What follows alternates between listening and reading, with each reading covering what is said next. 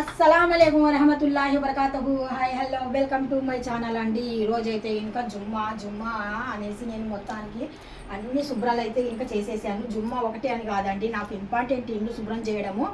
ప్రత్యేకంగా ప్రతిరోజు నమాజ్ జుమ్మా ఒకటి చాలామంది నమాజ్ చదువుతారు, అలా చేయకండి. మనం 3 పూట్ల తింటున్నాం, ప్రతిరోజు తింటున్నాం. అందుకనేసి ప్రతిరోజు మనము నమాజ్ చేయడం ముఖ్యము. ఎందుకంటే ఏ క్షణంలో ఏ శని కావేశం అనేది మన ఏంట ఉంటుందో మనకు తెలియదు కదా.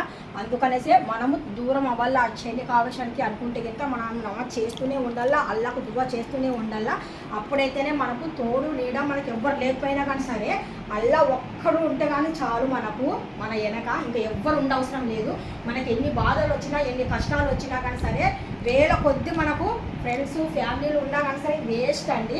ఇక్కడే అది మనకు అక్కడ ఉంది ఏదైనా కానీ సరే. అందుకనేసి ఎప్పుడైనా కానీ సరే నమాజులు చేయండి, దువా చేయండి, మన పిల్లల కోసం మన ఫ్యామిలీ కోసము.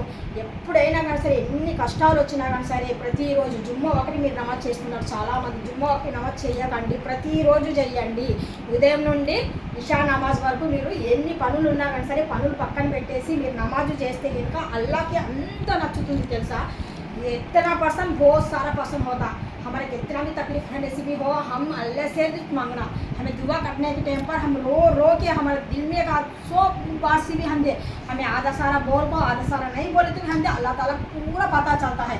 इसलिए ऐसे कितना भी तकलीफ है नसीबी हो, हर एक घर में भी हर एक तकलीफ भी रहेगा, मगर बहुत ध्यान लगाकर पूरा काम बगल में रख दे. कोई नमाज पढ़ना दुआ करना अल्लाह के वास्ते वो हमारे लिए अच्छा है, बेहतरीन है. ఈ మెసేజ్ మీ అందరికి నచ్చినట్టుగా అయితే జస్ట్ లైక్ అయితే చేయండి. Thank you so much. Allah హాఫీజ్. అస్సలాము అలైకుం వరహమతుల్లాహి వబరకాతుహు. Bye bye, see you. Allah Hafeez.